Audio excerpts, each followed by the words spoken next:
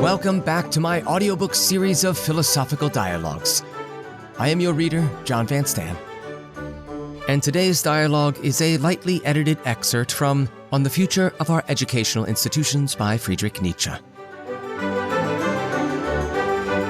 This dialogue critiques modern views on education and was boldly delivered at public lectures before the very architects of the system that Nietzsche challenged.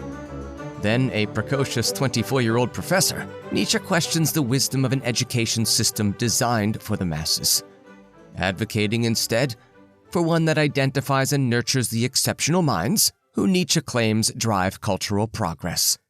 He presciently addresses the dangers of over-specialization, media, education as a means to wealth, and government control in education, fearing they may stifle genuine intellectual growth for the individual and broader cultural advancement. As we witness shifts across Western academic landscapes today, with dwindling enrollments and financial challenges, Nietzsche's reflections seem almost prophetic. Quote, "Perhaps all universities may be destroyed, or have become so utterly transformed that their very regulations may, in the eyes of future generations, seem to be but the relics of the cave dwellers' age." End quote. In this dialogue, we encounter a young German public school teacher and his teacher, an old unnamed philosopher reminiscent of Arthur Schopenhauer, whom Nietzsche admired in his youth. Nietzsche says that he, by chance, overheard their conversation on the troubling trajectory of the contemporary educational system, while he himself was contemplating his own educational goals in a secluded wood. But before we begin, Nietzsche has 3 requests of his listeners. First, he requests a calm patience of, quote, "those who have not yet been drawn into the mad headlong rush of our hurry-scurrying age, who are not accustomed to estimate the value of everything, according to the amount of time it either saves or wastes." End quote. Second, he requests that we seek our own solutions, rather than expect or wait for a solution to be handed to us by some authority. Should any listener, quote, "suggest that all that is required is prompt and bold reform, that a new organization introduced by the state were all that is necessary, then we fear such a listener would have misunderstood not only the author and the narrator, but the very nature of the problem under consideration." End quote. Finally, to continue in Nietzsche's own words, quote, "The third and most important stipulation is that the listener should in no case be constantly bringing themselves and their own, quote, culture forward as the correct standard and measure of all things. We would have our listeners so highly educated that they could even think meanly of their education or despise it altogether."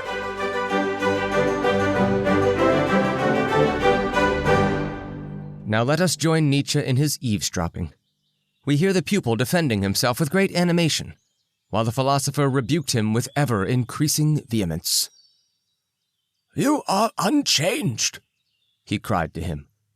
"Unfortunately unchanged. It is quite incomprehensible to me how you can still be the same as you were 7 years ago, when I saw you for the last time and left you with so much misgiving.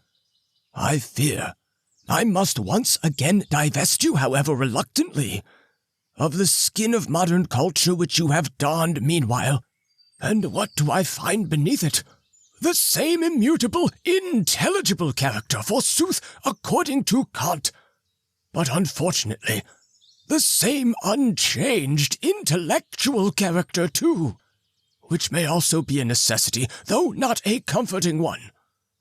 I ask myself, to what purpose have I lived as a philosopher, if, possessed as you are of no mean intelligence and a genuine thirst for knowledge, all the years you have spent in my company have left no deeper impression upon you? At present, you are behaving as if you had not even heard the cardinal principle of all culture, which I went to such pains to inculcate upon you during our former intimacy. Tell me, what was that principle?" "I remember," replied the scolded pupil. "You used to say, No one would strive to attain to culture if he knew how incredibly small the number of really cultured people actually is, and can ever be. And even this number of really cultured people would not be possible if a prodigious multitude, from reasons opposed to their nature and only led on by an alluring delusion, did not devote themselves to education. It were therefore a mistake, publicly, to reveal the ridiculous disproportion between the number of really cultured people and the enormous magnitude of the educational apparatus. Here lies the whole secret of culture, namely, that an innumerable host of men struggle to achieve it and work hard to that end, ostensibly in their own interests, whereas at bottom, it is only in order that it may be possible for the few to attain to it. "That is the principle," said the philosopher. "And yet, you could so far forget yourself as to believe that you are one of the few. This thought has occurred to you, I can see. That, however, is the result of the worthless character of modern education. The rights of genius are being democratized in order that people may be relieved of the labor of acquiring culture and their need of it. Everyone wants, if possible, to recline in the shade of the tree planted by genius, and to escape the dreadful necessity of working for him, so that his procreation may be made possible. What? Are you too proud to be a teacher? Do you despise the thronging multitude of learners? Do you speak contemptuously of the teacher's calling? And, aping my mode of life, would you fain live in solitary seclusion, hostilely isolated from that multitude? Do you suppose that you can reach at one bound what I ultimately had to win for myself only after long and determined struggles, in order even to be able to live like a philosopher? And do you not fear that solitude will wreak its vengeance upon you? Just try living the life of a hermit of culture. One must be blessed with overflowing wealth in order to live for the good of all on one's own resources. Extraordinary youngsters! They felt it incumbent upon them to imitate what is precisely most difficult and most high. What is possible only to the master, when they, above all, should know how difficult and dangerous this is, and how many excellent gifts may be ruined by attempting it." "I will conceal nothing from you, sir," the companion replied. "I have heard too much from your lips at odd times, and have been too long in your company to be able to surrender myself entirely to our present system of education and instruction.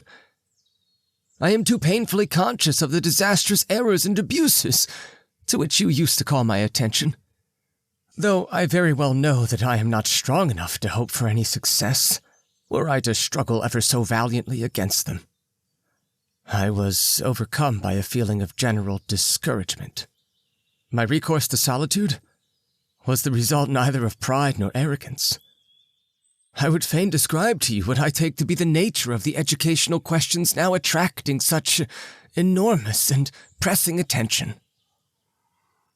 It seemed to me that I must recognize two main directions in the forces at work. Two seemingly antagonistic tendencies, equally deleterious in their action, and ultimately combining to produce their results. A striving to achieve the greatest possible expansion of education on the one hand, and a tendency to minimize and weaken it on the other. The first named would, for various reasons, spread learning among the greatest number of people. The second would compel education to renounce its highest, noblest, and sublimest claims, in order to subordinate itself to some other department of life, such as the service of the state. I believe I have already hinted at the quarter in which the cry for the greatest possible expansion of education is most loudly raised. This expansion belongs to the most beloved of the dogmas of modern political economy. As much knowledge and education as possible, therefore, the greatest possible supply and demand. Hence, as much happiness as possible. That is the formula. In this case, utility is made the object and goal of education.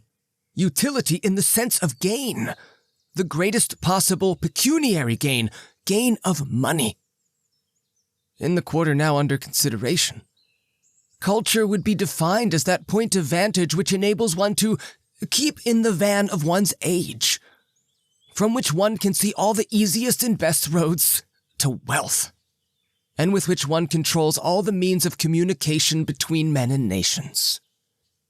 The purpose of education, according to this scheme, would be to rear the most current men possible, current being used here in the sense in which it is applied to the coins, the currency of the realm. The greater the number of such men, the happier a nation will be, and this precisely is the purpose of our modern educational institutions.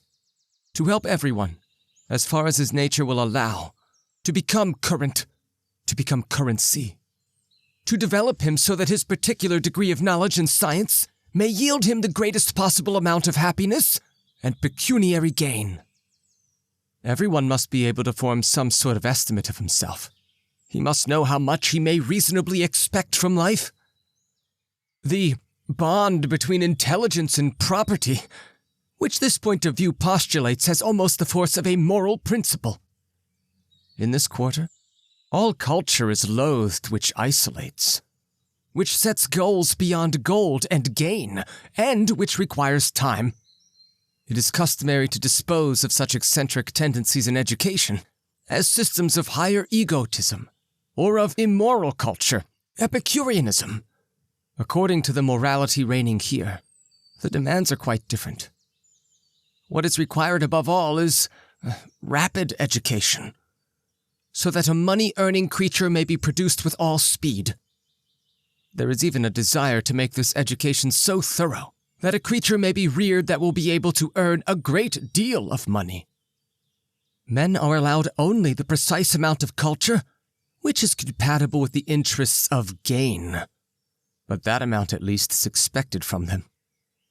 In short, mankind has a necessary right to happiness on earth. That is why culture is necessary, but on that account alone. I must just say something here, said the philosopher. In the case of the view you have described so clearly, there arises the great and awful danger that at some time or other the great masses may overleap the middle classes and spring headlong into this earthly bliss. That is what is now called the social question. It might seem to these masses that education for the greatest number of men was only a means to the earthly bliss of the few. The, quote, greatest possible expansion of education so enfeebles education that it can no longer confer privileges or inspire respect. The most general form of culture is simply barbarism. But I do not wish to interrupt your discussion. The companion continued. There are yet other reasons besides this beloved economical dogma for the expansion of education that is being striven after so valiantly everywhere.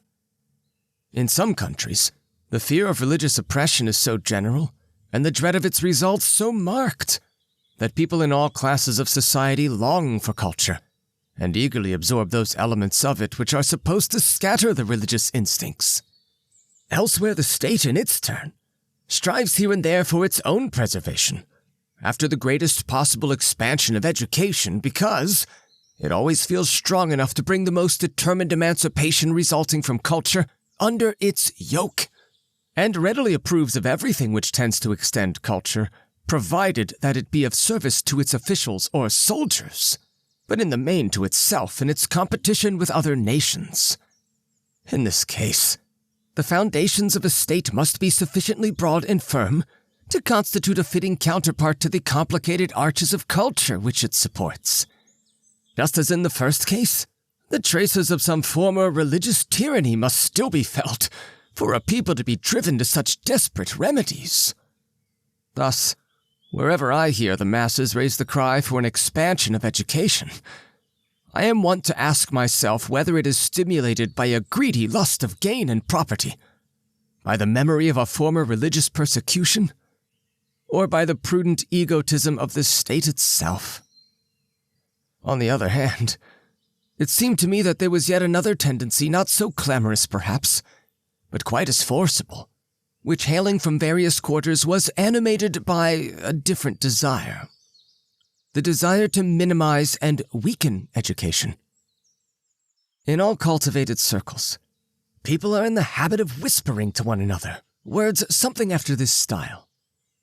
That it is a general fact, owing to the present frantic exploitation of the scholar in the service of his science, his education becomes every day more accidental and more uncertain.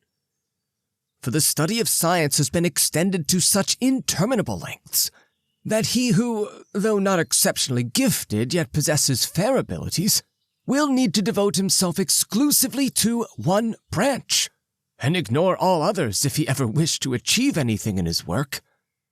Should he then elevate himself above the herd by means of his specialty, he still remains one of them in regard to all else. That is to say, in regard to all the most important things in life. Thus, a specialist in science gets to resemble nothing so much as a factory workman, who spends his whole life in turning one particular screw, or one particular handle, on a certain instrument or machine, at which occupation he acquires the most consummate skill. In Germany, where we know how to drape such painful facts with the glorious garments of fancy, this narrow specialization on the part of our learned men is even admired, and their ever greater deviation from the path of true culture is regarded as a moral phenomenon.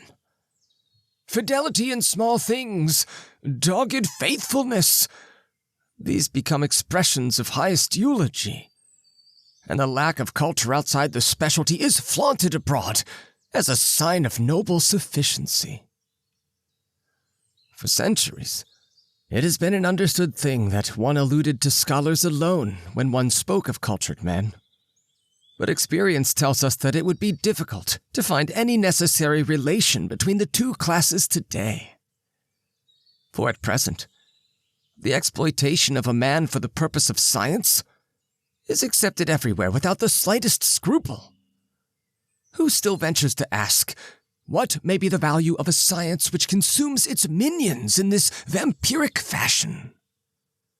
The division of labor in science is practically struggling towards the same goal which religions in certain parts of the world are consciously striving after.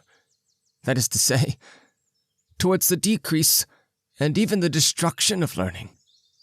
That, however, which in the case of certain religions is a perfectly justifiable aim, both in regard to their origin and their history, can only amount to self-immolation when transferred to the realm of science. In all matters of a general and serious nature, and above all, in regard to the highest philosophical problems, we have now already reached a point at which the scientific man, as such, is no longer allowed to speak. On the other hand, that adhesive and tenacious stratum, which has now been filled up with the interstices between the sciences, journalism, believes it has a mission to fulfill here, and this it does, according to its own particular lights. That is to say, as its name implies, after the fashion of a day laborer. It is precisely in journalism that the two tendencies combine and become one. The expansion and the diminution of education here join hands.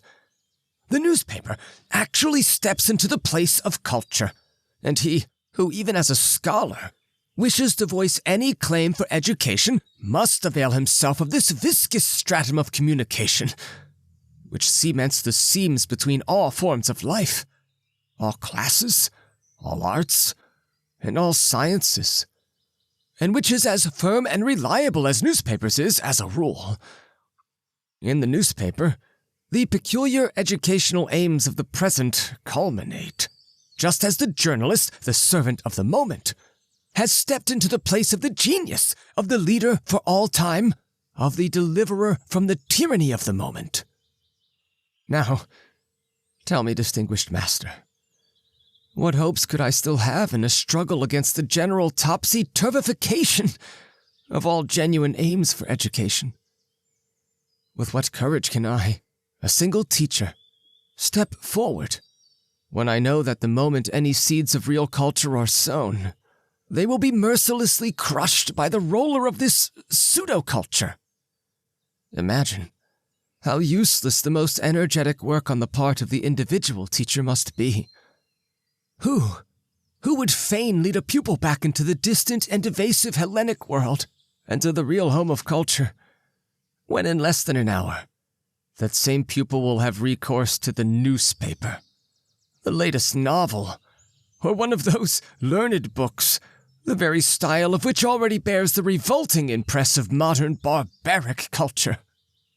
Now, silence for a minute, my poor friend, he cried. I can more easily understand you now, and should not have lost my patience with you. You are altogether right, save in your despair.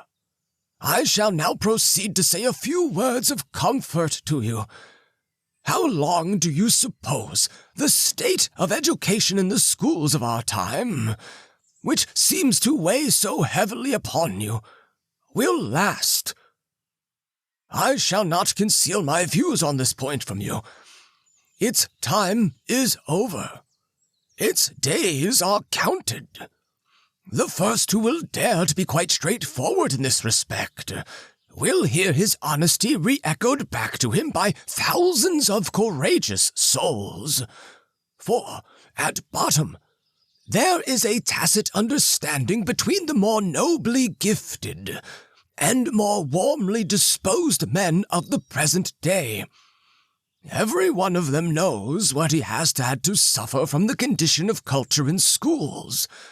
Every one of them would fain protect his offspring from the need of enduring similar drawbacks, even though he himself was compelled to submit to them. If these feelings are never quite honestly expressed, however, it is owing to a sad want of spirit among modern pedagogues. These lack real initiative. There are too few practical men among them.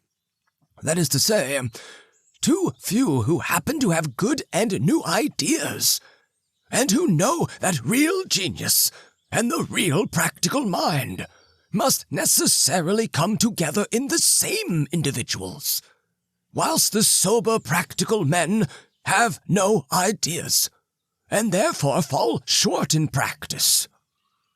Let anyone examine the pedagogic literature of the present. He who is not shocked at its utter poverty of spirit and its ridiculously awkward antics is beyond being spoiled. Here, our philosophy must not begin with wonder, but with dread. He who feels no dread at this point must be asked not to meddle with pedagogic questions. The reverse, of course, has been the rule up to the present. Those who were terrified ran away filled with embarrassment, as you did, my poor friend, while the sober and fearless ones spread their heavy hands over the most delicate technique that has ever existed in art, over the technique of education. This, however, will not be possible much longer. At some time or other, the upright man will appear, who will not only have the good ideas I speak of, but who, in order to work at their realization, will dare to break with all that exists at present. He may, by means of a wonderful example, achieve what the broad hands hitherto active could not even imitate. Then people will everywhere begin to draw comparisons. Then men will at least be able to perceive a contrast, and will be in a position to reflect upon its causes, whereas, at present, so many still believe in perfect good faith that heavy hands are a necessary factor in pedagogic work. My dear master, said the younger man, I wish you could point to one single example, which would assist me in seeing the soundness of the hopes which you so heartily raise in me. We are both acquainted with public schools. Do you think, for instance, that in respect of these institutions anything may be done by means of honesty and good and new ideas to abolish the tenacious and antiquated customs now extant? In this quarter, it seems to me, the battering rams of an attacking party will have to meet with no solid wall, but with the most fatal of stolid and slippery principles. The leader of the assault has no visible and tangible opponent to crush, but rather a creature in disguise that can transform itself into 100 different shapes, and in each of these slip out of his grasp, only in order to reappear and to confound its enemy by cowardly surrenders and feigned retreats. It was precisely the public schools which drove me into despair and solitude, simply because I feel that if the struggle here leads to victory, all other educational institutions must give in, but that if the reformer be forced to abandon his cause here, he may as well give up all hope in regard to every other scholastic question. Therefore, dear master, enlighten me concerning the public schools. What can we hope for in the way of their abolition or reform? I also hold the question of public schools to be as important as you do, the philosopher replied. All other educational institutions must fix their aims in accordance with those of the public school system. Whatever errors of judgment it may suffer from, they suffer from also, and if it were ever purified and rejuvenated, they would be purified and rejuvenated too. The universities can no longer lay claim to this importance as centers of influence, seeing that, as they now stand, they are at least, in one important aspect, only a kind of annex to the public school system, as I shall shortly point out to you. For the moment, let us consider together what, to my mind, constitutes the very hopeful struggle of the two possibilities. Either that the motley and evasive spirit of public schools which has hitherto been fostered will completely vanish, or that it will have to be completely purified and rejuvenated. And in order that I may not shock you with general propositions, let us first try to recall one of those public school experiences which we have all had, and from which we have all suffered. Under severe examination, what, as a matter of fact, is the present system of teaching German in public schools? I shall first of all tell you what it should be. Everybody speaks and writes German as thoroughly badly as it is just possible to do so in an age of newspaper German. That is why the growing youth who happens to be both noble and gifted has to be taken by force and put under the glass shade of good taste and of severe linguistic discipline. If this is not possible, I would prefer in future that Latin be spoken, for I am ashamed of a language so bungled and vitiated. What would be the duty of a higher educational institution in this respect, if not this, namely, with authority and dignified severity to put youths, neglected as far as their own language is concerned, on the right path, and to cry to them, take your own language seriously. He who does not regard this matter as a sacred duty does not possess even the germ of a higher culture. From your attitude in this matter, from your treatment of your mother tongue, we can judge how highly or how lowly you esteem art, and to what extent you are related to it. If you notice no physical loathing in yourselves when you meet with certain words and tricks of speech in our journalistic jargon, cease from striving after culture, For here, in your immediate vicinity, at every moment of your life, while you are either speaking or writing, you have a touchstone for testing how difficult, how stupendous the task of the cultured man is, and how very improbable it must be that many of you will ever attain to culture. In accordance with the spirit of this address, the teacher of German at a public school would be forced to call his pupils' attention to thousands of details, and with the absolute certainty of good taste, to forbid their using such words and expressions, for instance, that are just unnecessary jargon, like beanspruchen. In English, to claim. And selbstverständlich. In English, self-evident or of course.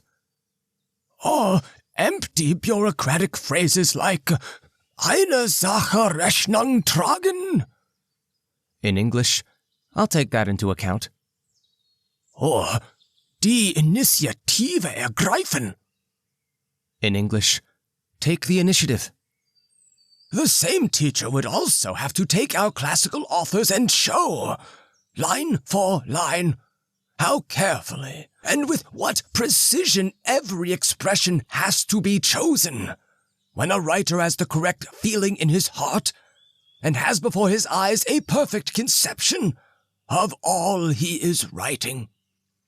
He would necessarily urge his pupils, time and again, to express the same thought ever more happily, nor would he have to abate in rigor until the less gifted in his class had contracted an unholy fear of their language, and the others had developed great enthusiasm for it. Ha! I recognize this from my own experience under your teaching. Feeling its effect and appreciating it, I have endeavored to do this myself. However, such a well-meaning teacher will discover, for instance, that the public school, according to its fundamental principles, does not educate for the purposes of culture, but for the purposes of scholarship. And further, that of late it seems to have adopted a course which indicates rather that it has even discarded scholarship in favor of journalism as the object of its exertions. The old philosopher returned to his subject. This can be clearly seen from the way in which German is taught. Instead of that purely practical method of instruction by which the teacher accustoms his pupils to severe self-discipline in their own language, we find everywhere the rudiments of a historico-scholastic method of teaching the mother tongue. That is to say, people deal with it as if it were a dead language, and as if the present and future were under no obligations to it whatsoever. The historical method has become so universal in our time that even the living body of the language is sacrificed for the sake of anatomical study. But this is precisely where culture begins, namely, in understanding how to treat the quick as something vital. And it is here, too, that the mission of the cultured teacher begins, in suppressing the urgent claims of, quote, historical interests, wherever it is above all necessary to do properly, and not merely to know properly. Our mother tongue, however, is a domain in which the pupil must learn how to do properly. And to this practical end alone, the teaching of German is essential in our scholastic establishments. Here the companion interrupted. But these historical methods are highly preferred by our public schools. They have a structured curriculum, learning aims are predetermined, and rooted in the most concrete information like grammatical rules, and such information does not change. The historical method may certainly be a considerably easier and more comfortable one for the teacher. It also seems to be compatible with a much lower grade of ability, and in general with a smaller display of energy and will on their part. But we shall find that this observation holds good in every department of pedagogic life.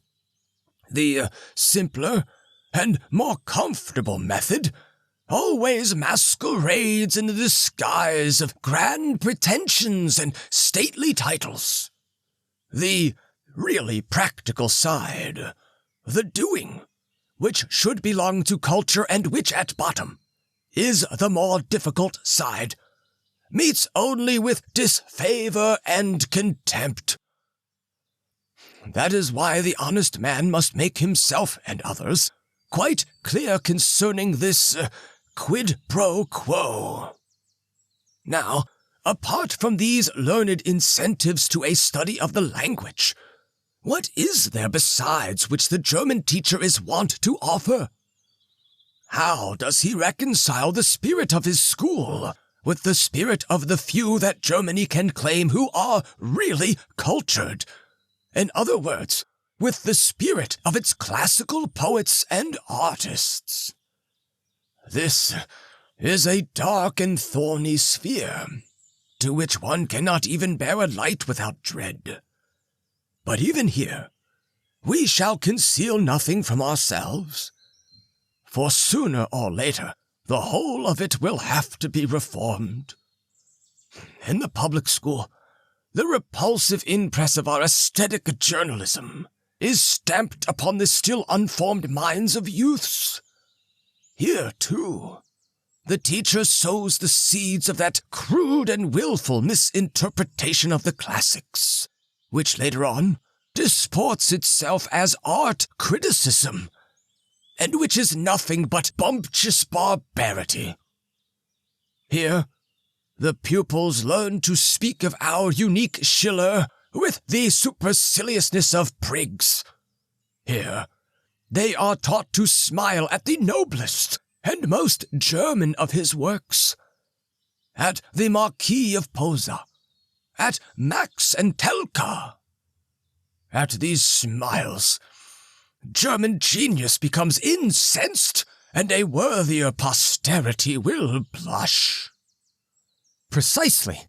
The compositions of our German students too often, and with too much journalistic style, distill the nuances of Schiller's work into mere headlines, never reaching the depths, only discussing the broadest, superficial, and most impersonal points that appeal to the mass reader. Composition. The last department in which the German teacher in a public school is at all active, which is often regarded as his sphere of highest activity, and is here and there even considered the pinnacle of public school education, owing to the very fact that in this department it is almost always the most gifted pupils who display the greatest eagerness. It ought to have been made clear how dangerously stimulating, precisely here, the task of the teacher must be. German composition makes an appeal to the individual, and the more strongly a pupil is conscious of his various qualities, the more personally will he do his German composition. This personal doing is urged on with yet an additional fillip in some public schools by the choice of the subject, the strongest proof of which is, in my opinion, that even in the lower classes the non-pedagogic subject is set, by means of which the pupil is led to give a description of his life and of his development.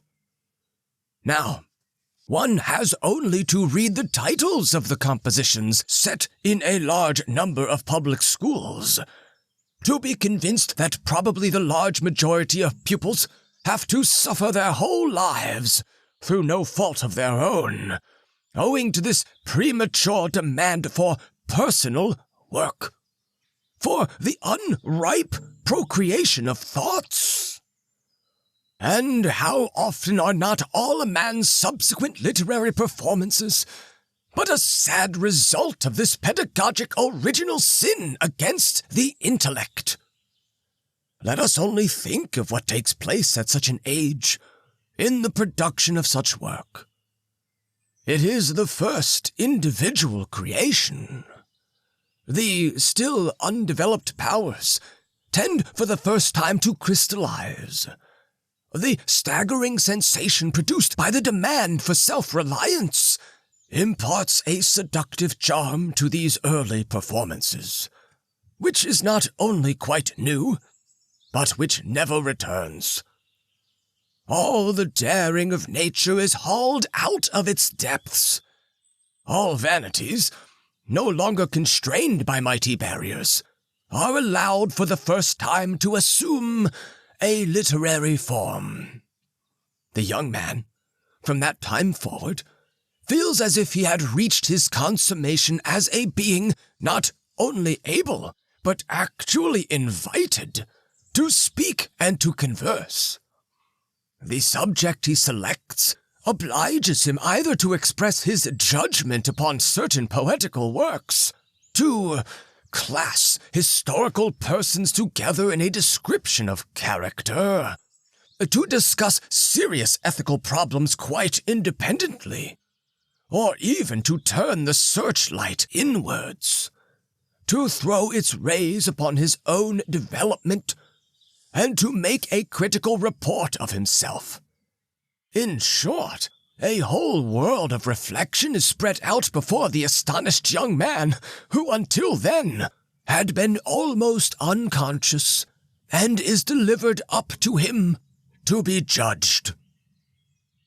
Now, let us try to picture the teacher's usual attitude towards these first highly influential examples of original composition.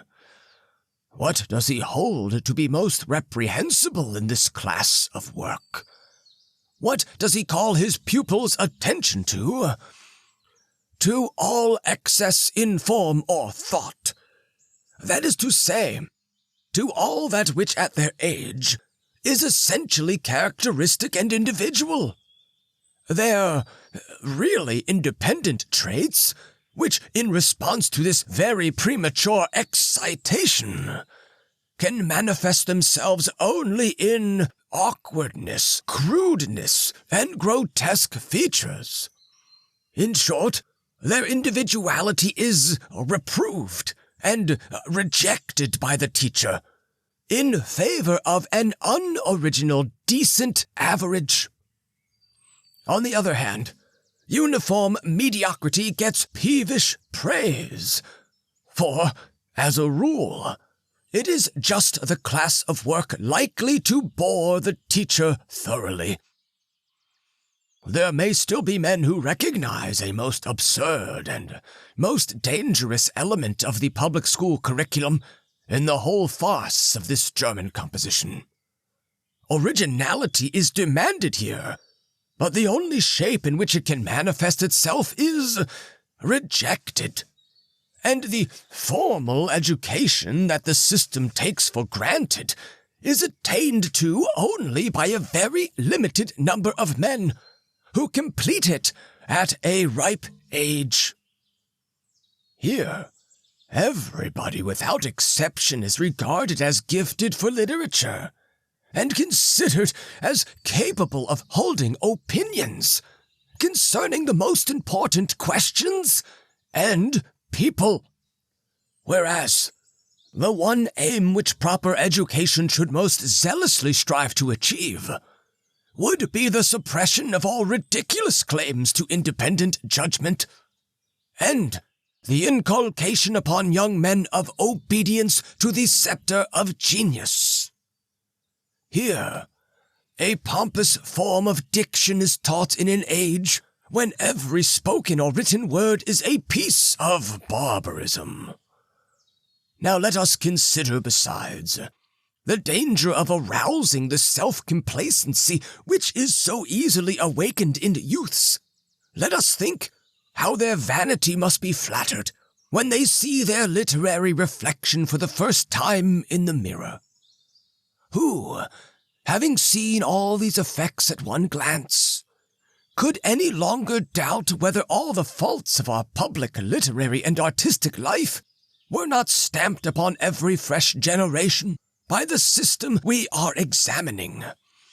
Hasty and vain production, the disgraceful manufacture of books, complete want of style, the crude, characterless, or sadly swaggering method of expression, the loss of every aesthetic canon, the voluptuousness of anarchy and chaos. In short, the literary peculiarities of both our journalism and our scholarship. None but the very fewest are aware that among many thousands, perhaps only one is justified in describing himself as literary, and that all others who at their own risk try to be so deserve to be met with Homeric laughter by all competent men as a reward for every sentence they have ever had printed. For it is truly a spectacle meet for the gods to see a literary Hephaestus limping forward who would pretend to help us to something.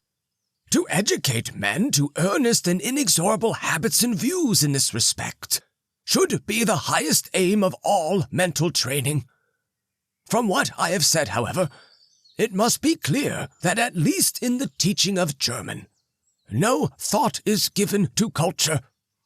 Something quite different is in view, namely, the production of the aforementioned free personality. And so long as German public schools prepare the road for outrageous and irresponsible scribbling, so long as they do not regard the immediate and practical discipline of speaking and of writing as their most holy duty, so long as they treat the mother tongue as if it were only a necessary evil or a dead body, I shall not regard these institutions as belonging to real culture. But in regard to language, what is surely least noticeable is any trace of the influence of classical examples. That is why, on the strength of this consideration alone, the so-called classical education which is supposed to be provided by our public school strikes me as something exceedingly doubtful and confused. For how could anybody, after having cast one glance at those examples, fail to see the great earnestness with which the Greek and the Roman regarded and treated his language from his youth onwards? How's it possible to mistake one's example on a point like this? The claim put forward by public schools concerning the so-called classical education they provide seems to be more an awkward evasion than anything else. It is used whenever there is any question raised as to the competency of the public schools to impart culture and to educate. Classical education, indeed. It sounds so dignified. It confounds the aggressor and staves off the assault. For who could see to the bottom of this bewildering formula all at once? And this has long been the customary strategy of the public school. From whichever side the war cry may come, it writes upon its shield, not overloaded with honors, one of those confusing catchwords such as classical education, formal education, scientific education. Three glorious things which are, unhappily, however, in conflict, not only with themselves but among themselves. If they were compulsorily brought together, it would bring forth a culture monster.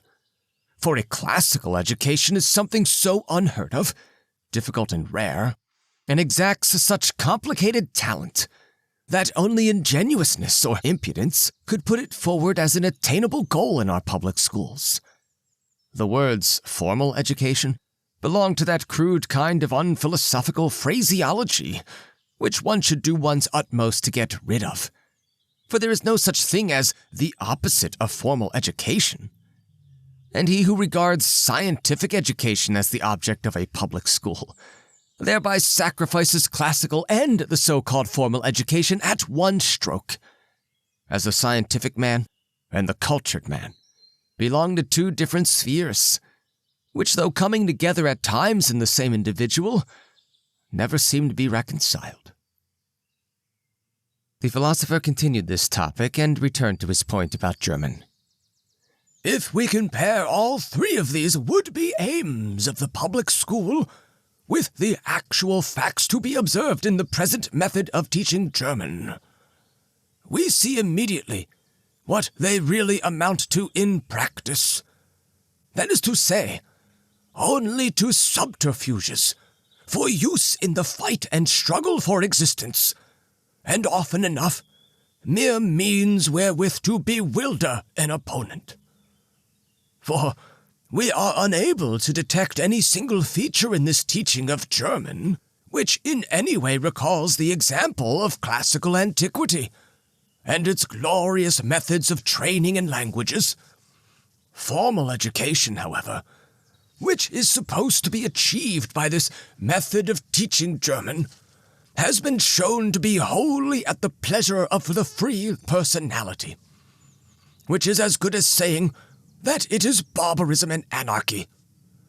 And as for the preparation in science, which is one of the consequences of this teaching, our Germanists will have to determine in all justice how little these learned beginnings in public schools have contributed to the splendor of their sciences, and how much the personality of individual university professors has done so.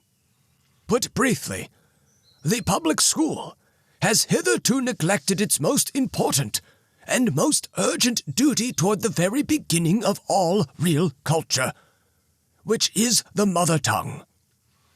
But in so doing, it has lacked the natural, fertile soil for all further efforts at culture. For only by means of stern, artistic, and careful discipline and habit in a language can the correct feeling for the greatness of our classical writers be strengthened. Up to the present, their recognition by the public schools has been owing almost solely to the doubtful aesthetic hobbies of a few teachers, or to the massive effects of certain of their tragedies and novels. But everybody should, himself, be aware of the difficulties of the language. He should have learnt them from experience. After long seeking and struggling, he must reach the path our great poets trod, in order to be able to realize how lightly and beautifully they trod it, and how stiffly and how swaggeringly the others follow at their heels. Only by means of such discipline can the young man acquire that physical loathing for the beloved and much admired, quote, elegance of style of our newspaper manufacturers and novelists, and for the, quote, ornate style of our literary men. For his disgust at both will be so great that he will be unable to read them any longer, and thus the problem will be solved for him. Let no one imagine that it is an easy matter to develop this feeling to the extent necessary in order to have this physical loathing. But let no one hope to reach sound aesthetic judgments along any other road than the thorny one of language. And by this I do not mean philological research, but self-discipline in one's mother tongue.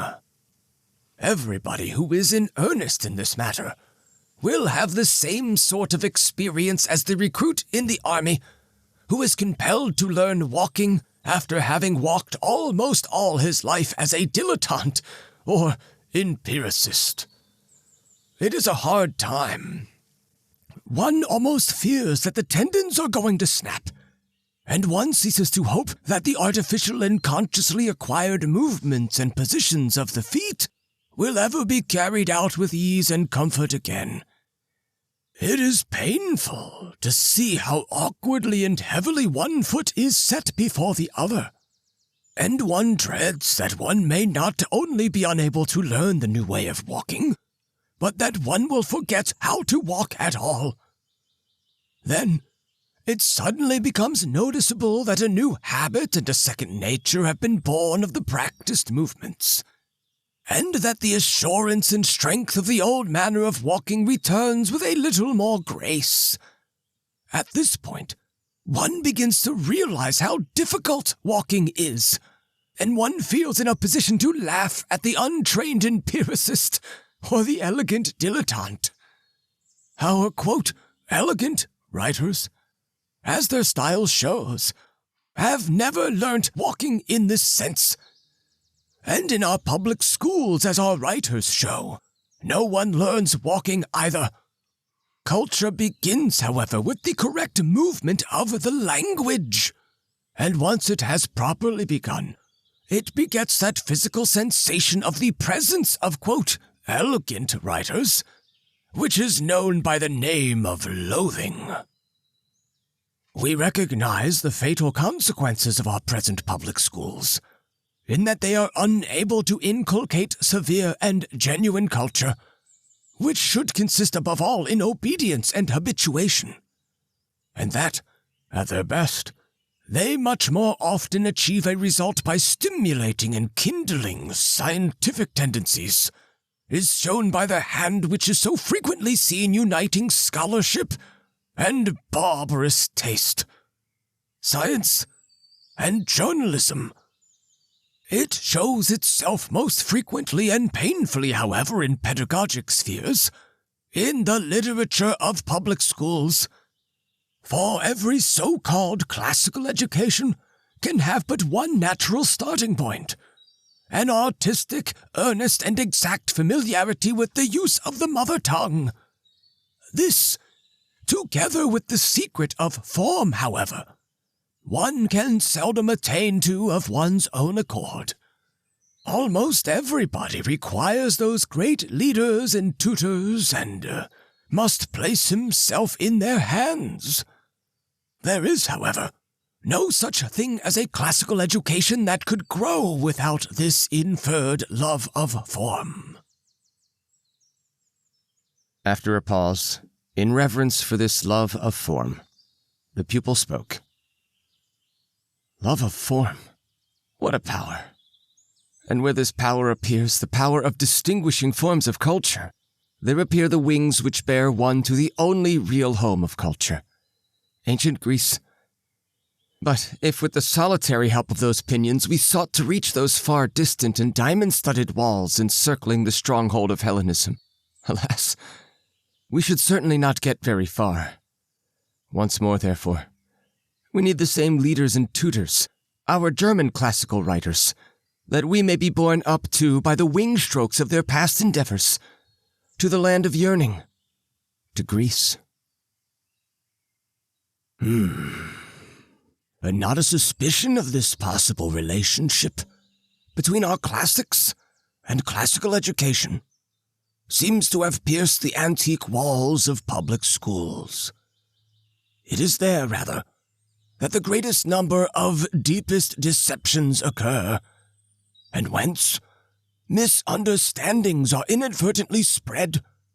Nobody reaches antiquity by means of a leap into the dark. And yet, the whole method of treating ancient writers in schools, the plain commentating and paraphrasing of our philological teachers, amounts to nothing more than a leap in the dark. The feeling for classical Hellenism is, as a matter of fact, such an exceptional outcome of the most energetic fight for culture and artistic talent, that the public school could only have professed to awaken this feeling, owing to a very crude misunderstanding. In an age which is led about blindly by the most sensational desires of the day, and which is not aware of the fact that once that feeling for Hellenism is roused, it immediately becomes aggressive and must express itself by indulging in an incessant war with the so-called culture of the present. For the public school boy of today, the Hellenes as Hellenes are dead. In regard to all ancient authors, he is rather inclined to speak after the manner of the aesthete Hermann Grimm, who on one occasion, at the end of a tortuous essay on the Venus of Milo, asks himself, quote, "What does this goddess's form mean to me? Of what use are the thoughts she suggests to me? Orestes and Oedipus, Iphigenia and Antigone, what have they in common with my heart?" End quote.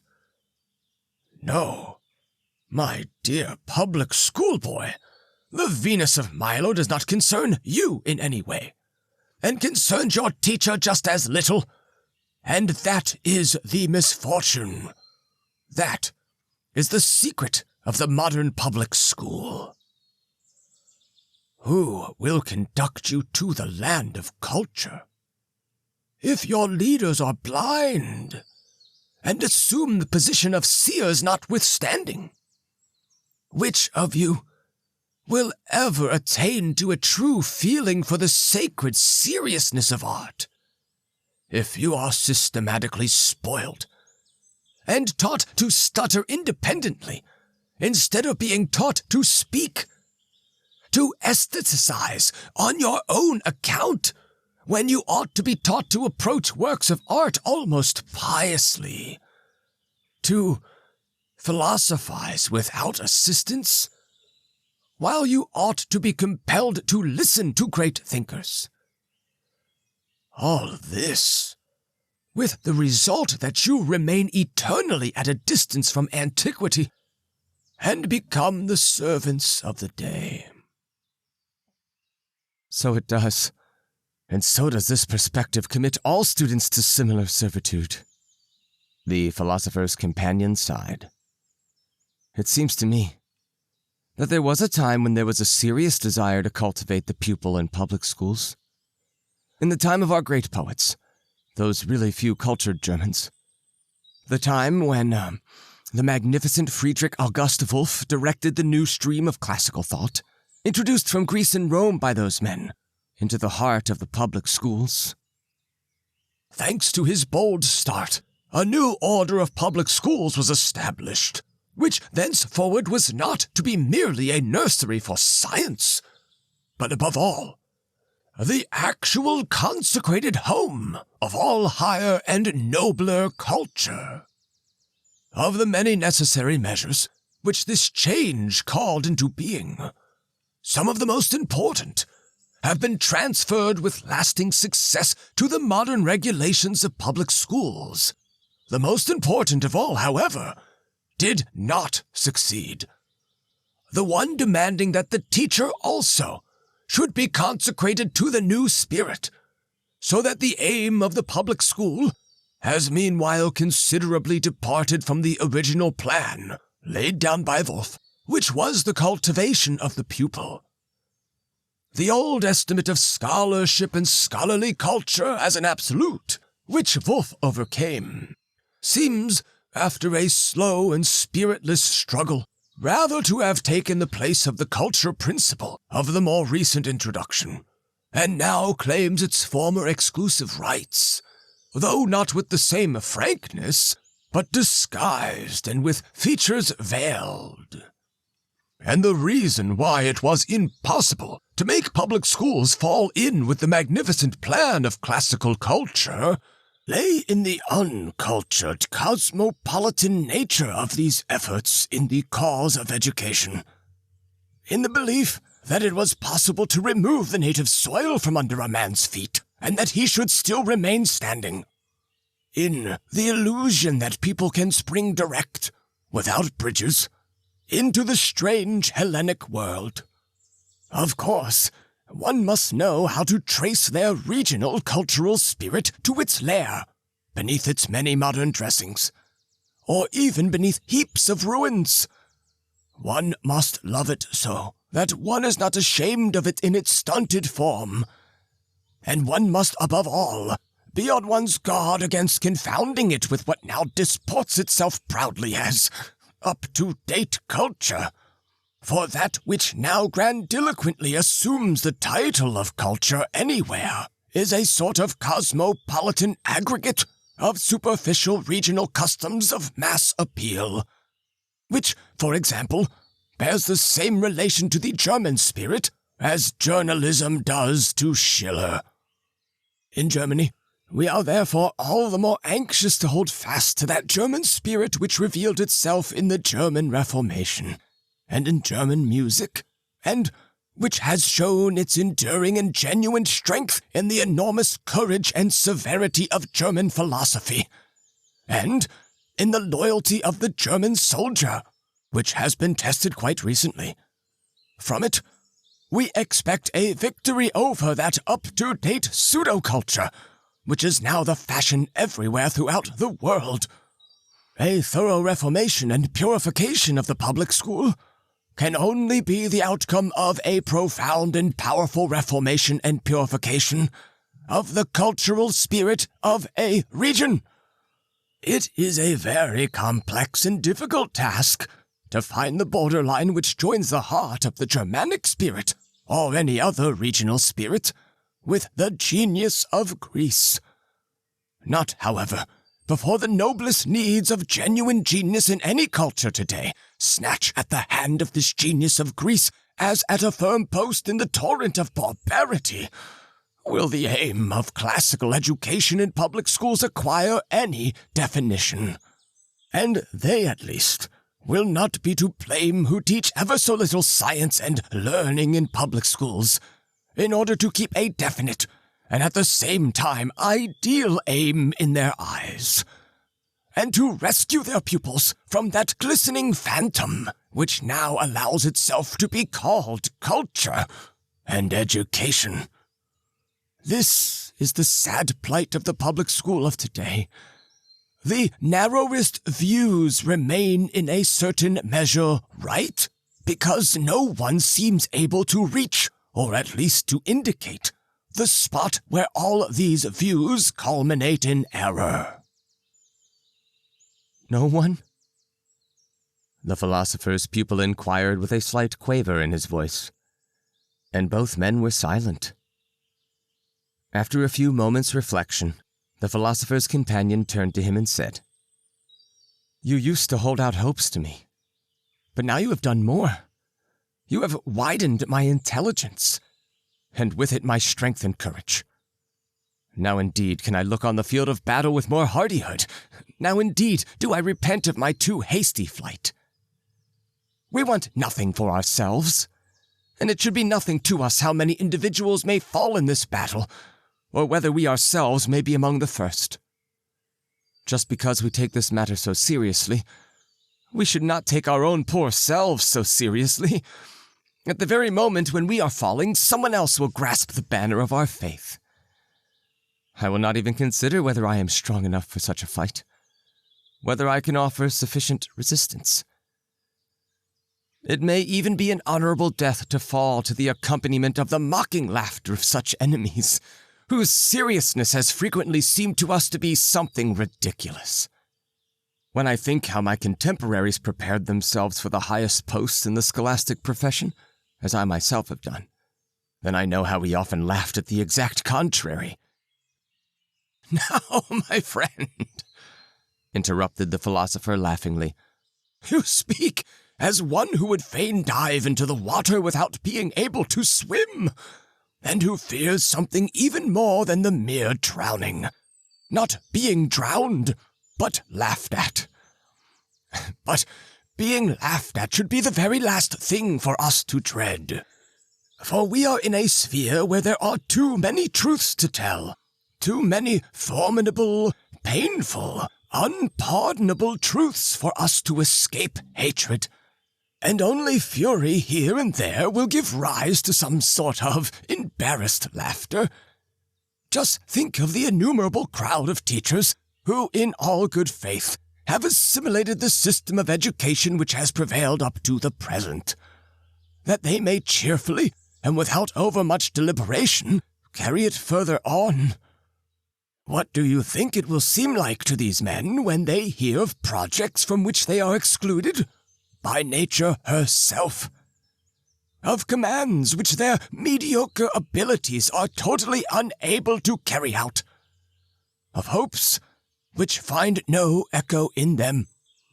Of battles the war cries of which they do not understand, and in the fighting of which they can take part only as dull and obtuse rank and file? But, without exaggeration, that must necessarily be the position of practically all the teachers in our higher educational establishments. And indeed, we cannot wonder at this when we consider how such a teacher originates, how he becomes a teacher of such high status. Such a large number of higher educational establishments are now to be found everywhere, that far more teachers will continue to be required for them than the nature of even a highly gifted people can produce. And thus, an inordinate stream of undesirables flows into these institutions, who, however, by their preponderating numbers and their instinctual birds of a feather flocking together, they gradually shape the nature of these institutions. There may be a few people, hopelessly unfamiliar with pedagogical matters, who believe that our present profusion of public schools and teachers, which is manifestly out of all proportion, can be changed into a real profusion and fertility of the mind, merely by a few rules and regulations, and without any reduction in the number of these institutions. But we may surely be unanimous in recognizing that by the very nature of things, only an exceedingly small number of people are destined for a true course of education, and that a much smaller number of higher educational establishments would suffice for their further development. But that, in view of the present large numbers of educational institutions, those for whom in general such institutions ought only to be established must feel themselves to be the least facilitated in their progress. The same holds good in regard to teachers. It is precisely the best teachers, those who, generally speaking, judged by a high standard, are worthy of this honorable name, who are now perhaps the least fitted, in view of the present standing of our public schools, for the education of these unselected youths, huddled together in a confused heap, but who must rather, to a certain extent, hide from their school system the best they could give. And on the other hand, by far the larger number of these teachers, who feel themselves quite at home in these institutions, as their moderate abilities stand in a kind of harmonious relationship to the dullness of their pupils. It is from this majority that we hear the ever-resounding call for the establishment of new public schools and higher educational institutions. We are living in an age which, by ringing the changes on its deafening and continual cry, would certainly give the impression that there was an unprecedented thirst for culture which eagerly sought to be quenched. But it is just at this point that one should learn to hear aright. It is here, without being disconcerted by the thundering noise of the education mongers, that we must confront those who talk so tirelessly about the educational necessities of their time. Then we should meet with a strange disillusionment, one which we, my good friend, have often met with. Those blatant heralds of educational needs, when examined at close quarters, are suddenly seen to be transformed into zealous, yea, fanatical opponents to true culture, i.e., all those who hold fast to the aristocratic nature of the mind. For at bottom, they regard as their goal the emancipation of the masses from the mastery of the great few. They seek to overthrow the most sacred hierarchy in the kingdom of the intellect, the servitude of the masses, their submissive obedience, their instinct of loyalty to the rule of genius.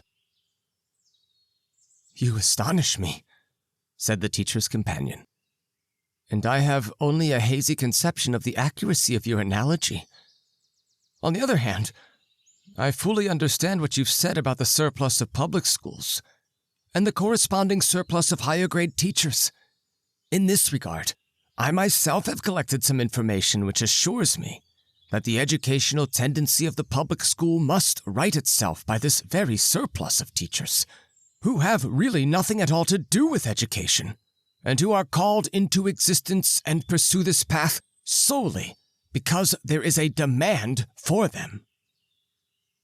I have long accustomed myself to look with caution upon those who are ardent in the cause of the so-called education of the people, in the common meaning of the phrase, since for the most part they desire for themselves, consciously or unconsciously, absolutely unlimited freedom, which must inevitably degenerate into something resembling the Saturnalia of barbaric times, and which the sacred hierarchy of nature will never grant them. They were born to serve and to obey, and every moment in which their limping or crawling or broken-winded thoughts are at work shows us clearly out of which clay nature molded them, and what trademark she branded thereon. The education of the masses cannot therefore be our aim, but rather the education of a few picked men for great and lasting works. We well know that a just posterity judges the collective intellectual state of a time only by those few great and lonely figures of the period, and gives its decision in accordance with the manner in which they are recognized, encouraged, and honored, or, on the other hand, in which they are snubbed, elbowed aside, and kept down. What is called the education of the masses cannot be accomplished except with difficulty, and even if a system of universal compulsory education be applied, they can only be reached outwardly. Those individual lower levels where, generally speaking, the masses come into contact with culture, where the people nourishes its religious instincts, where it poetizes its mythological images, where it keeps up its faith in its customs, privileges, native soil, and language. All these levels can scarcely be reached by direct means, and in any case only by violent demolition. And, in serious matters of this kind, to hasten forward the progress of the education of the people means simply the postponement of this violent demolition and the maintenance of that wholesome unconsciousness, that sound sleep of the people, without which counteraction and remedy no culture, with the exhausting strain and excitement of its own actions, can make any headway. We know, however, what the aspiration is of those who would disturb the healthy slumber of the people, and continually call out to them, "Keep your eyes open! Be sensible! Be wise!" We know the aim of those who profess to satisfy excessive educational requirements by means of an extraordinary increase in the number of educational institutions, and the conceited tribe of teachers originated thereby. These very people, using these very means, are fighting against the natural hierarchy in the realm of the intellect, and destroying the roots of all those noble and sublime plastic forces, which have their material origin in the unconsciousness of the people, and which fittingly terminate in the procreation of genius, and its due guidance and proper training. It is only in the simile of the mother that we can grasp the meaning and the responsibility of the true education of the people in respect to genius. Its real origin is not to be found in such education. It has, so to speak, only a metaphysical source, a metaphysical home. But for the genius to make his appearance, for him to emerge from among the people, to portray the reflected picture, as it were, the dazzling brilliancy of the peculiar colors of this people, to depict the noble destiny of a people in the similitude of an individual in a work which will last for all time, thereby making his nation itself eternal, and redeeming it from the ever-shifting element of transient things. All this is possible for the genius only when he has been brought up and come to maturity in the tender care of the culture of a people. Whilst, on the other hand, without this sheltering home, the genius will not, generally speaking, be able to rise to the height of his eternal flight, but will at an early moment, like a stranger, weather-driven upon a bleak snow-covered desert, slink away from the inhospitable land. The companion still astonished. Every man who, in an unexpected moment of enlightenment, has convinced himself of the singularity and inaccessibility of Hellenic antiquity, and has warded off this conviction after an exhausting struggle. Every such man knows that the door leading to this enlightenment will never remain open to all comers, and he deems it absurd, yea, disgraceful, to use the Greeks as he would any other tool he employs when following his profession or earning his living, shamelessly fumbling with coarse hands amidst the relics of these holy men. This brazen and vulgar feeling is, however, most common in the profession from which the largest number of teachers for the public schools are drawn, the philological profession. Wherefore the reproduction and continuation of such a feeling in the public school will not surprise us.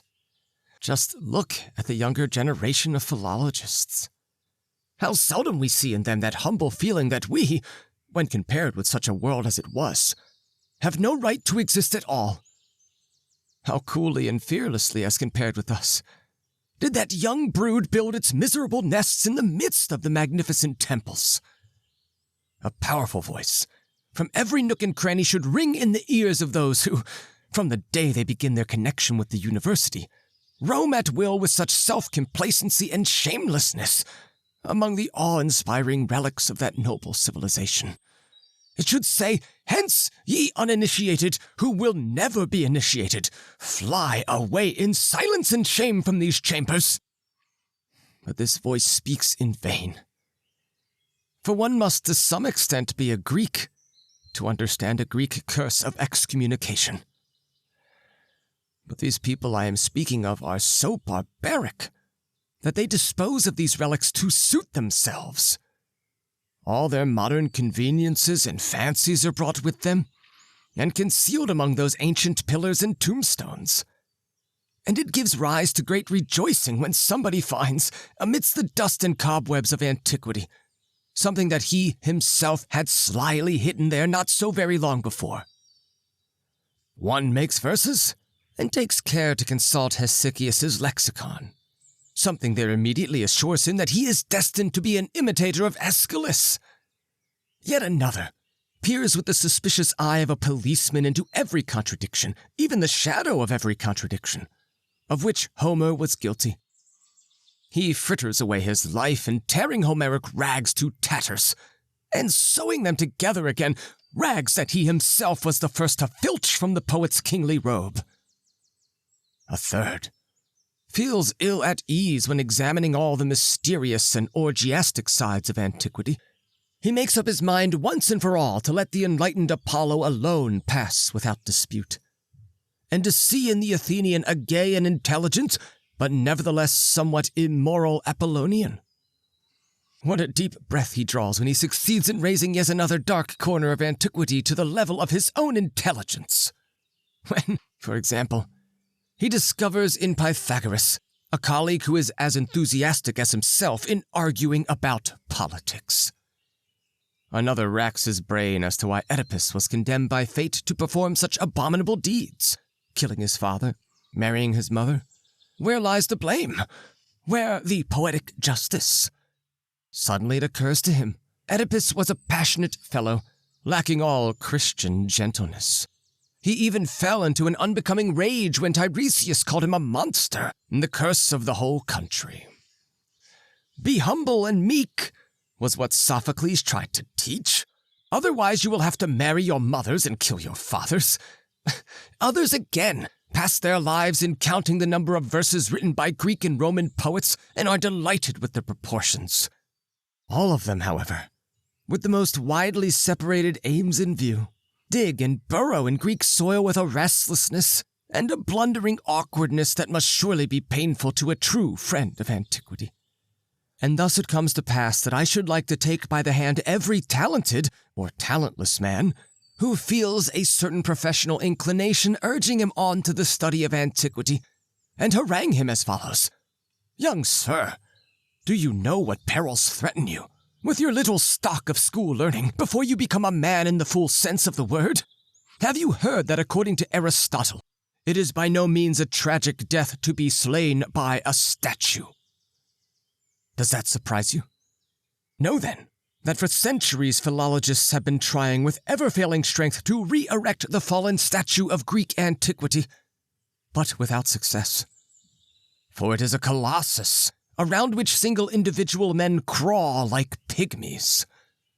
The leverage of the united representatives of modern culture is utilized for the purpose, but it invariably happens that the huge column is scarcely more than lifted from the ground when it falls down again, crushing beneath its weight the luckless wights under it.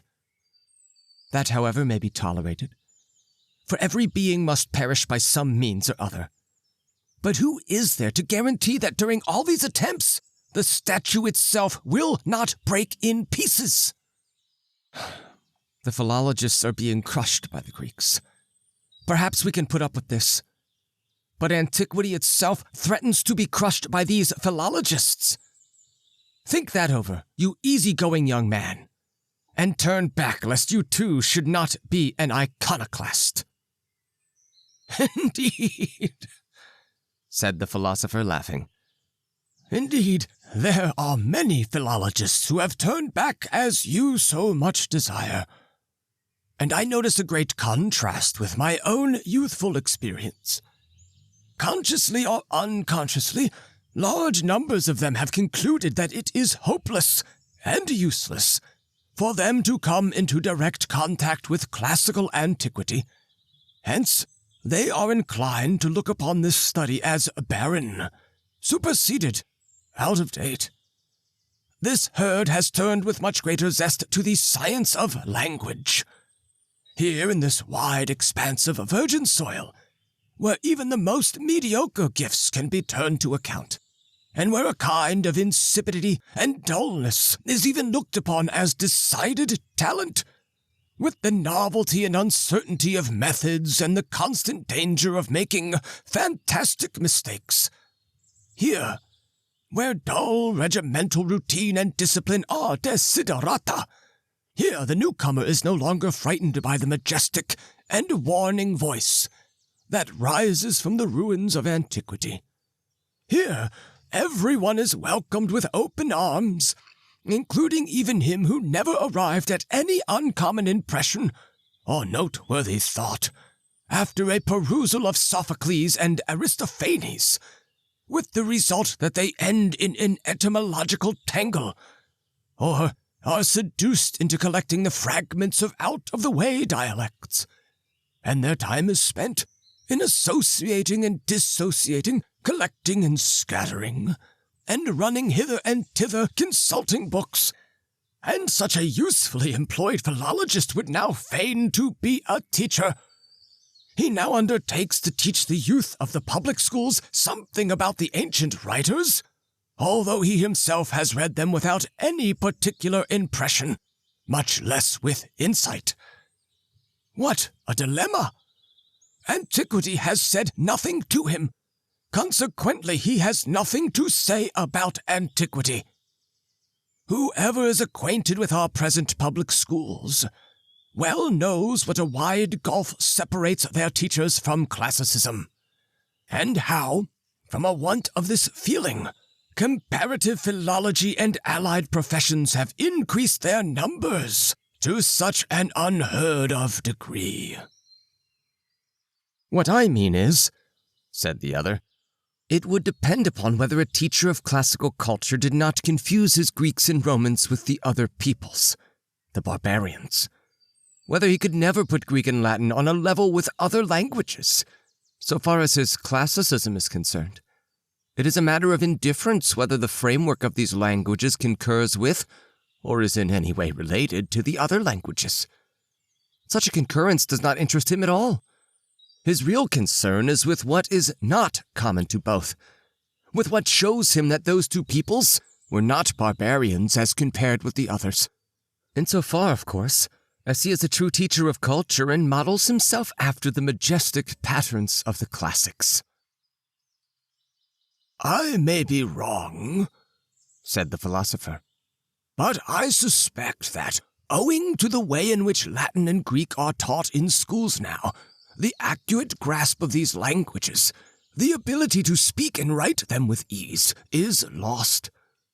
And that is something in which my own generation distinguished itself, a generation, indeed, whose few survivors have by this time grown old, whilst, on the other hand, the present teachers seem to impress their pupils with the genetic and historical importance of the subject, to such an extent that at best their scholars ultimately turn into little etymological spitfires or reckless conjecturers, but not one of them can read as Plato or Tacitus with pleasure as we old folk can. The public schools may still be seats of learning, not, however, of the learning which, as it were, is the only natural and involuntary auxiliary of a culture that is directed toward the noblest ends, but rather of that culture which might be compared to the hypertrophical swelling of an unhealthy body. The public schools are certainly the seats of this obesity, if indeed they have not degenerated into the abodes of that elegant barbarism which is boasted as being German culture of the present. But, asked the other, what is to become of that large body of teachers who have not been endowed with a true gift for culture, and who set up as teachers merely to gain a livelihood from the profession, because there is a demand for them? Because a superfluity of schools brings with it a superfluity of teachers. Where shall they go when antiquity orders them to withdraw? Must they not be sacrificed to those powers of the present, who day after day call out to them from the never-ending columns of the press, "We are culture, we are education, we are at the zenith, we are the apexes of the pyramids, we are the aims of universal history"? When they hear the seductive promises, when the shameful signs of non-culture, the plebeian publicity of the so-called interests of culture, are extolled for their benefit in magazines and newspapers as an entirely new and the best possible full-grown form of culture, whither shall the poor fellows fly when they feel the presentiment that these promises are not true? Where but to the most obtuse, sterile scientificality, that here the shriek of culture may no longer be audible to them? Pursued in this way, must they not end like the ostrich by burying their heads in the sand? Is it not a real happiness for them, buried as they are among dialects, etymologies, and conjectures, to lead a life like that of the ants, even though they are miles removed from true culture, if only they can close their ears tightly and be deaf to the voice of the, quote, elegant culture of the time? You are right, my friend, said the philosopher. But whence comes the urgent necessity for a surplus of schools for culture, which further gives rise to the necessity for a surplus of teachers?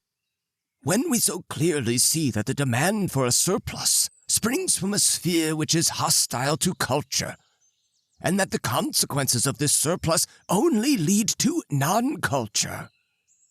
Indeed, we can discuss this dire necessity only insofar as the modern state is willing to discuss these things with us, and is prepared to follow up its demands by force, which phenomenon certainly makes the same impression upon most people as if they were addressed by the eternal law of things.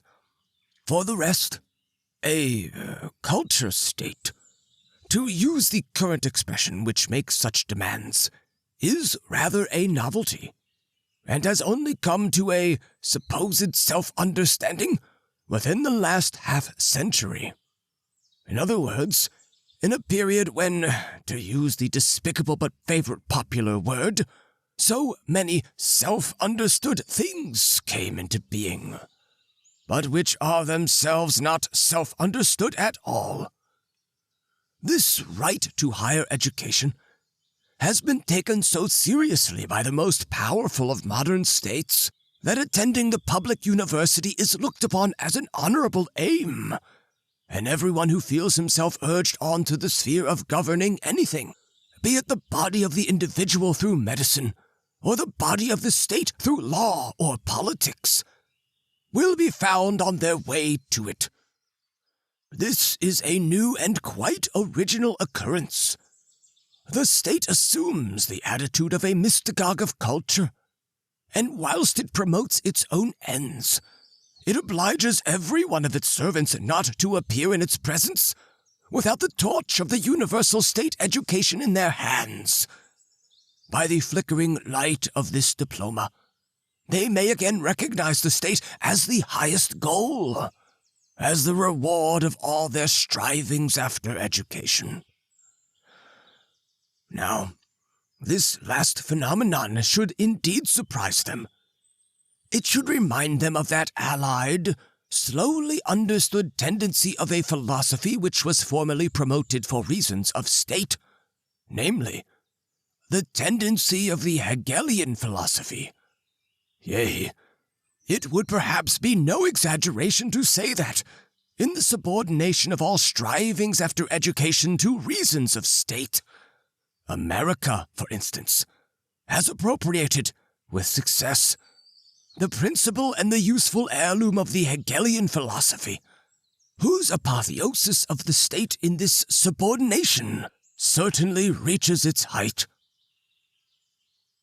But, said the philosopher's companion, what purposes can the state have in view with such a strange aim? For, where almost everyone has absorbed a uniform type of national culture through the public schools, enthusiastic hyperboles may well be uttered concerning the systems employed in former times, and a form of state omnipotence which was attained only in antiquity, and which almost every young man, by both instinct and training, thinks it is the crowned glory and highest aim of human beings to reach. Such a comparison, said the philosopher, would be quite hyperbolical, and would not hobble along on one leg only. For indeed, the ancient state emphatically did not share the utilitarian point of view of recognizing as culture only what was directly useful to the state itself, and was far from wishing to destroy those impulses which did not seem to be immediately applicable. For this very reason, the profound Greek had for the state that strong feeling of admiration and thankfulness which is so distasteful to modern men, because the Greek clearly recognized not only that without such state protection the germs of his culture could not develop, but also that all his inimitable and perennial culture had flourished so luxuriantly under the wise and careful guardianship of the protection afforded by the state. The state was for his culture not a supervisor, not a regulator, not a watchman, but a vigorous and muscular companion and friend, ready for war, who accompanied his noble, admired, and, as it were, ethereal friend through disagreeable reality, earning his thanks therefor. This, however, does not happen when a modern state lays claim to such hearty gratitude. There must therefore be peculiar circumstances surrounding both this purpose towards which the state is tending, and which always promotes what is here called education, and surrounding likewise the culture thus promoted, which subordinates itself to this purpose of the state.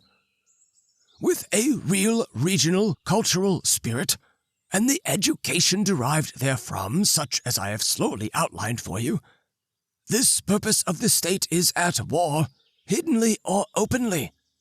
The spirit of education, which is welcomed and encouraged with such interest by the state, must accordingly originate in a sphere that never comes into contact with a true regional spirit.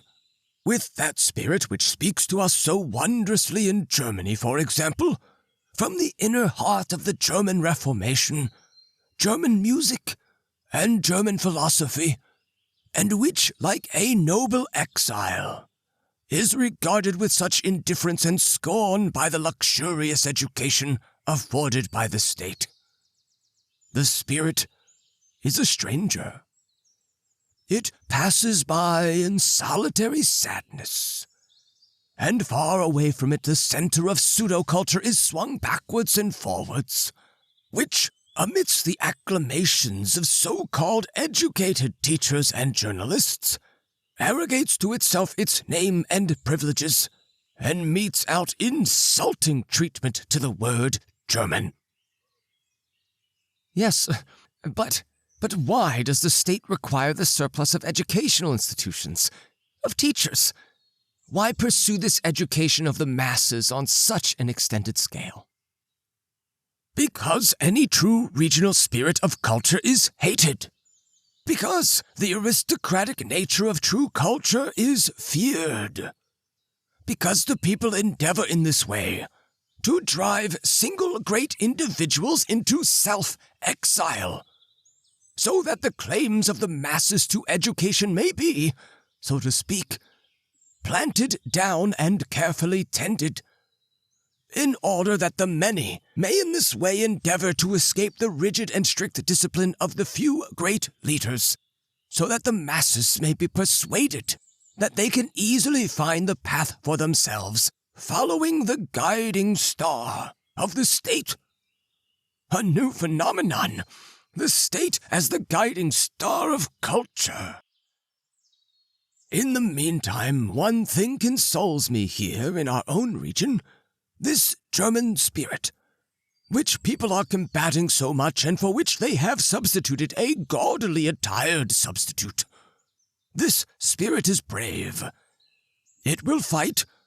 It will redeem itself into a purer age, noble as it is now, and victorious as it one day will be. It will always preserve in its mind a certain pitiful toleration of the state, if the latter, hard-pressed in the hour of extremity, secures a pseudo-culture as its associate. For what, after all, do we know about the difficult task of governing men? In other words, to keep law, order, quietness, and peace among millions of boundlessly egoistical, unjust, unreasonable, dishonorable, envious, malignant, and hence very narrow-minded and perverse human beings. And thus, to protect the few things that the state has conquered for itself against covetous neighbors and jealous robbers.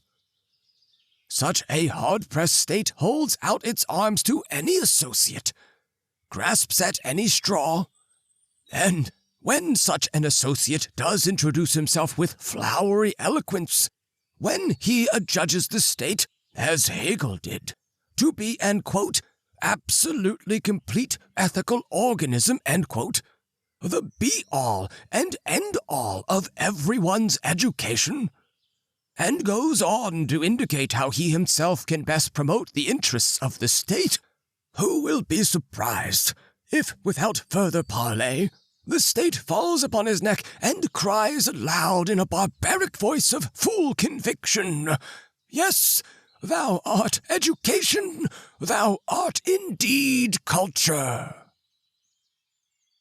Maybe there is hope, at least a distant glimmer, that a state-run education to primarily aid humanity in their struggle for survival will, by relieving some burdens of this struggle, indirectly aid cultural growth by opening new avenues for pursuits of culture. Be careful to remember, my friend. There are two things you must not confuse. A man must learn a great deal that he may live and take part in the struggle for existence. But everything that he, as an individual, learns and does with this end in view has nothing whatever to do with culture. The latter, culture, only takes its beginning in a sphere that lies far above the world of necessity, indigence, and struggle for existence. The question now is to what extent a man values his ego in comparison with other egos. How much of his strength he uses up in the endeavor to earn his living. many a one, by stoically confining his needs within a narrow compass, will shortly and easily reach the sphere in which he may forget, and, as it were, shake off his ego, so that he can enjoy perpetual youth in a solar system of timeless and impersonal things. Another widens the scope and needs of his ego as much as possible, and builds the mausoleum of this ego in vast proportions, as if he were prepared to fight and conquer that terrible adversary, time. In this instinct, we may also see a longing for immortality, wealth and power, wisdom, presence of mind, eloquence, a flourishing outward aspect, a renowned name. All these are merely turned into the means by which an insatiable personal will to live craves for new life, with which it again hankers after an eternity that is at last seen to be illusory. But even in this highest form of the ego, in the enhanced needs of such a distended and, as it were, collective individual, true culture is never touched upon. And if, for example, art is sought after, only its disseminating and stimulating actions come into prominence. In other words, those which least give rise to pure and noble art, and most of all to low and degraded forms of it. For in all his efforts, however great and exceptional they seem to the onlooker, he never succeeds in freeing himself from his own hankering and his own restless personality. That illuminated ethereal sphere, where one may contemplate without the obstruction of one's own personality, continually recedes from him. And thus, let him learn, travel, collect as he may, he must always live an exiled life at a remote distance from a higher life and a true local culture. For true culture would scorn to contaminate itself with the needy and covetous individual. It knows well how to give the slip to the man who would fain employ it as a means of attaining to egoistic ends. And if anyone cherishes the belief that he has firmly secured it as a means of livelihood, and that he can procure the necessities of life by its sedulous cultivation, then it suddenly steals away with noiseless steps and an air of derisive mockery. I will thus ask you, my friend, not to confound this culture, this sensitive, fastidious, ethereal goddess, with that useful maid of all work, which is also called culture, but which is only the intellectual servant and the counselor of one's practical necessities, their wants and means of livelihood. Every kind of training, however, which holds out the prospect of bread-winning as its end and aim, is not a training for culture as we understand the word, but merely a collection of precepts and directions to show how, in the struggle for existence, a man may preserve and protect his own person. It may be freely admitted that for the great majority of men, such a course of instruction is of the highest importance, and the more arduous the struggle is, the more intensely must the young man strain every nerve to utilize his strength to the best advantage. I see. Shall no one think for a moment that the schools which urge him on to this struggle and prepare him for it are in any way seriously to be considered as establishments of culture? Certainly not. They are institutions which teach one how to take part in the battle of life. Whether they promise to turn out civil servants, or merchants, or officers, or wholesale dealers, or farmers, or physicians, or men with a technical training, the regulations and standards prevailing at such institutions differ from those in a true educational institution. And what in the latter is permitted, and even freely held out as often as possible, ought to be considered as a criminal offense in the former. Let me give you an example. If you wish to guide a young man on the path of true culture, beware of interrupting his naive and, as it were, immediate and personal relationship with nature. The woods, the rocks, the winds, the vulture, the flowers, the butterfly, the meads, the mountain slopes must all speak to him in their own language. In them he must, as it were, come to know himself again in countless reflections and images, in a variegated round of changing visions. And in this way, he will unconsciously and gradually feel the metaphysical unity of all things in the great image of nature.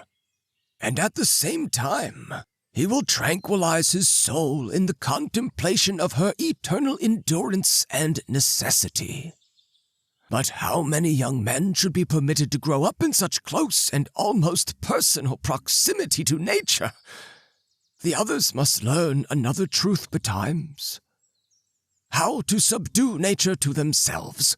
Here is an end of this naive metaphysics, and the physiology of plants and animals, geology, inorganic chemistry.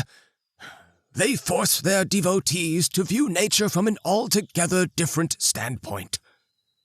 What is lost by this new point of view is not only a poetical phantasmagoria, but the instinctive, true, and unique point of view, instead of which we have shrewd and clever calculations, and, so to speak, overreachings of nature. Thus, to the truly cultured man is vouchsafed the inestimable benefit of being able to remain faithful, without a break, to the contemplative instincts of his childhood, and so to attain to a calmness, unity, consistency, and harmony, which can never be even thought of by a man who is compelled to fight in the struggle for existence.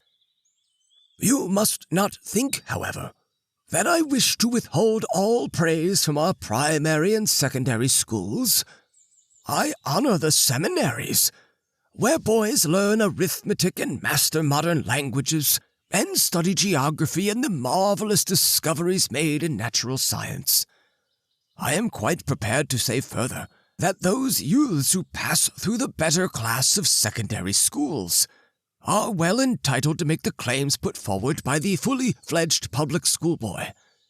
And the time is certainly not far distant when such pupils will be everywhere freely admitted to the universities and positions under the government, which has hitherto been the case only with scholars from the public schools. Of our present public schools, be it noted. I cannot, however, refrain from adding the melancholy reflection. If it be true that secondary and public schools are on the whole working so heartily in common towards the same ends, and differ from each other only in such a slight degree that they may take equal rank before the tribunal of the state, then we completely lack another kind of educational institutions, those for the development of culture. To say the least, the secondary schools cannot be reproached with this, for they have up to the present propitiously and honorably followed up tendencies of a lower order, but one nevertheless highly necessary. In the public schools, however, there is very much less honesty and very much less ability too, for in them we find an instinctive feeling of shame, the unconscious perception of the fact that the whole institution has been ignominiously degraded, and that the sonorous words of wise and apathetic teachers are contradictory to the dreary, barbaric, and sterile reality. So, there are no true cultural institutions, And in those very places where a pretense to culture is still kept up, we find the people more hopeless, more atrophied, and more discontented than in the secondary schools, where the so-called realistic subjects are taught. Besides this, only think how immature and uninformed one must be in the company of such teachers, when one actually misunderstands the rigorously defined philosophical expressions real and realism to such a degree as to think them contraries of mind and matter, and to interpret realism as the road to knowledge, formation, and mastery of reality. "What a crossroad," replied the pupil. "My dear teacher, you promised me words of consolation and inspiration, and I admit to finding a sense of these feelings in what you've said. But it's a sweetness among bitter disillusionment. As modern schools excel in equipping us for the tangible battles of life, they neglect the cultivation of our inner landscapes, the realms where our spirits and our connections to the greater world lie. If this is indeed our situation, we must then accept that the path to true culture is one that we must embark upon, alone, outside the walls of our current educational institutions. Or is there still hope that these schools could become gardens where the seeds of true culture are sown and nurtured?" I, for my own part, know of only two exact contraries: institutions for teaching culture and institutions for teaching how to succeed in life. All our present institutions belong to the second class, but I am speaking only of the first. Night had slowly fallen as the couple chatted about such startling questions, and when in the twilight the philosopher's voice had sounded like natural music through the woods, it now rang out in the profound darkness when he was speaking with excitement or even passionately, his tones hissing and thundering far down the valley and reverberating among the trees and rocks. Suddenly he was silent. He had just repeated almost pathetically the words, "We have no true educational institutions. We have no true educational institutions." Nietzsche, drawing us closer into his reverie, now turns the page from dialogue to soliloquy. Quote, "I must now, ladies and gentlemen, convey to you the impressions experienced as I eagerly listened to this conversation. For at that place and at that hour, a friend and I had intended to hold a festival in commemoration of something, and this something had to do with matters concerning educational training, of which we, in our own youthful opinions, had garnered a plentiful harvest during our past life. We were thus disposed to remember with gratitude this institution. But a sudden and unexpected light was thrown on it as we silently gave ourselves up to the vehement words of the philosopher, as when a traveler, walking heedlessly across unknown ground, suddenly puts his foot over the edge of a cliff. So it now seemed to us that we had hastened to meet the great danger, rather than run away from it. Here, at this spot, we heard the warning, 'Back, not another step. Know you not whither your footsteps tend? Whither this deceitful path is luring you?' Then it seemed to us that we now knew, and our feeling of overflowing thankfulness impelled us so irresistibly towards our earnest counselor and trusty Eckert, that both of us sprang up at the same moment and rushed toward the philosopher to embrace him. 'Oh!' ejaculated the philosopher. 'How you startled us! What on earth drives you to jump out upon us like this at such a time of the night?' 'Joy, thankfulness, and reverence,' said we, shaking the old man by the hand. But even as the warning resounds, so too does the promise of hope, for those who, like us, cling to the promise of a brighter morrow, exemplified by the indomitable Schiller, as Goethe's words enshrine, quote, "Brighter now glowed his cheek and still more bright, with that unchanging ever youthful glow, that courage which o'ercomes in hard-fought fight, sooner or later, every earthly foe.